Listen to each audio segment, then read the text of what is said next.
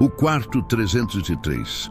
Dizem que todo hotel antigo guarda mais histórias do que hóspedes e que entre as paredes silenciosas e os corredores estreitos, há vozes que ainda esperam ser ouvidas. Vozes que nunca fizeram check-out e continuam repetindo suas últimas palavras noite após noite, como se o tempo ali não tivesse mais significado. E o Hotel do Horizonte era um desses lugares perdidos entre o que é real e o que é lembrança. Uma construção velha na beira da rodovia que só parecia aparecer para quem realmente não tinha outro destino para onde ir. Um refúgio de concreto onde o vento sussurrava pelos vidros rachados e a recepção cheirava a mofo e perfume barato, como se o passado ainda insistisse em viver ali.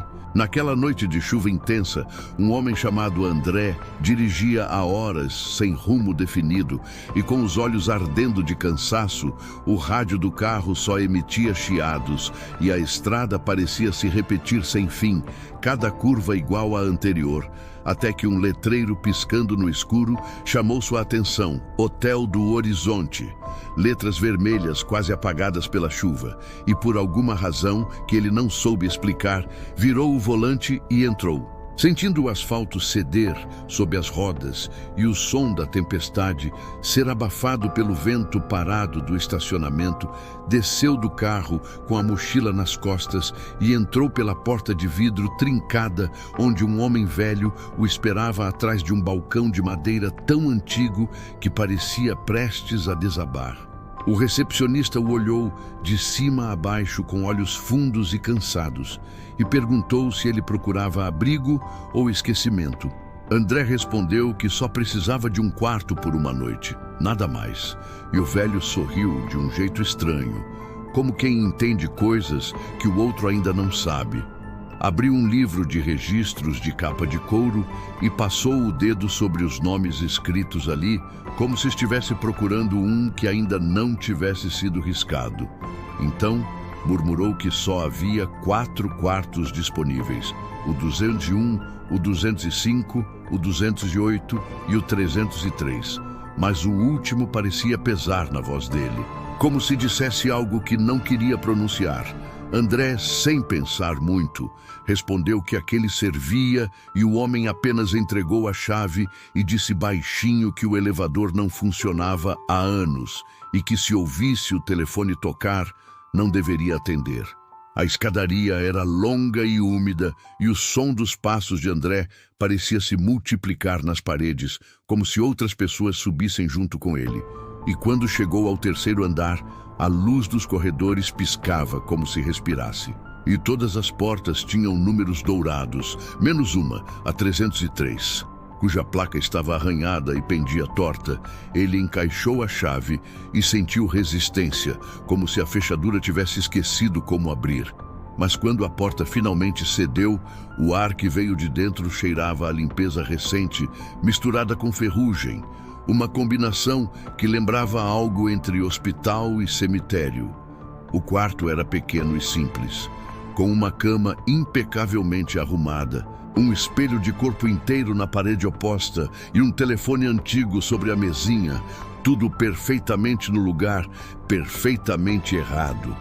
André deixou a mochila no chão, tirou os sapatos e se sentou na cama. O silêncio era tão profundo que podia ouvir o tic-tac do relógio de pulso e o som da própria respiração. Até que o telefone tocou, o som cortando o ar como uma lâmina. Ele atendeu no 3º toque e do outro lado ouviu apenas uma respiração, pesada, lenta, idêntica à dele. Disse alô algumas vezes, até que uma voz respondeu, calma e familiar demais. Era a própria voz de André, dizendo, num tom frio e firme, não olhe para o espelho. Ele ficou imóvel, sem saber se desligava ou gritava. Mas antes que pudesse reagir, ouviu o clique da linha sendo cortada e, sem querer, olhou para o espelho, onde viu seu reflexo de costas, o corpo virado em outra direção, como se o vidro mostrasse outro tempo, outra versão dele mesmo. André se levantou assustado, virou-se e não havia ninguém atrás. Mas ao voltar o olhar para o espelho, o reflexo agora estava sorrindo. Um sorriso tenso e cruel. E ele não estava sorrindo. Deu 2 passos para trás e sentiu o chão ranger sob os pés. O ar ficou frio e o telefone tocou outra vez. Dessa vez ele não quis atender, mas o som parecia vibrar dentro do quarto inteiro, vindo das paredes, do chão, do espelho. E então ouviu o barulho do telefone sendo tirado do gancho dentro do reflexo. O André do espelho segurava o aparelho e o levava ao ouvido, e a voz saiu tanto do espelho quanto do telefone real ao mesmo tempo, dizendo: "Você olhou? Agora é tarde." E o vidro tremeu como se fosse feito de água. A imagem se distorceu e ele viu o próprio rosto se multiplicar em dezenas, cada um em uma expressão diferente, até que o espelho se partiu com um estalo seco. Do outro lado não havia parede. Havia outro quarto igual. O mesmo quarto, a mesma cama, o mesmo telefone, e dentro dele o reflexo parado olhando para fora com olhos que agora eram poços escuros. André tentou correr para a porta, mas ela estava trancada. Puxou, chutou, gritou, mas o som não saía como deveria. Era engolido pelo próprio ar. O reflexo então começou a andar em direção ao vidro quebrado, cada passo em silêncio, o corpo torto, o sorriso ainda maior. E atrás dele, uma figura escura surgia, algo sem rosto, apenas uma sombra com braços compridos que se inclinava sobre o ombro dele e sussurrava algo que parecia o nome de André, dito de trás para frente. As luzes piscaram e se apagaram, e o breu engoliu tudo.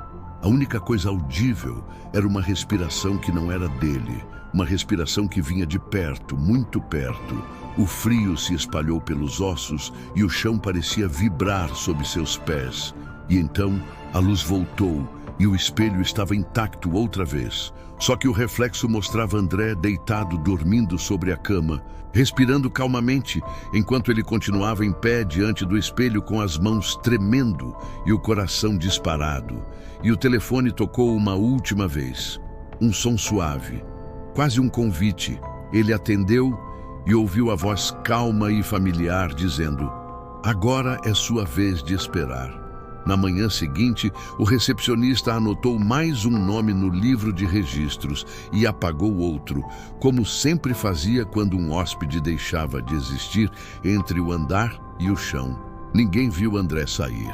O quarto foi trancado e a chave guardada em uma gaveta que nunca se fecha completamente. E à noite, quando o silêncio toma o corredor, ainda é possível ouvir o telefone tocar baixinho atrás da porta do 303. Seguido de uma voz igual à sua, dizendo: "Não olhe para o espelho." Por isso, se um dia você estiver na estrada tarde da noite e vir um letreiro piscando com o nome Hotel do Horizonte, siga em frente. Não pare. Não olhe para trás, porque há portas que se abrem sozinhas e quartos que não aceitam visitantes vivos.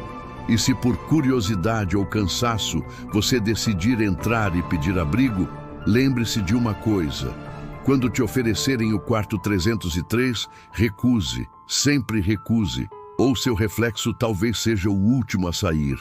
E se você ainda está ouvindo minha voz, isso quer dizer que a história te encontrou.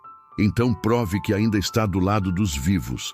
Curta este vídeo, se inscreva no canal Crônicas de Outro Mundo e compartilhe esta história com alguém que teria coragem de abrir aquela porta. Porque toda vez que alguém novo escuta o que aconteceu no quarto 303, o espelho desperta outra vez e o hotel espera o próximo hóspede.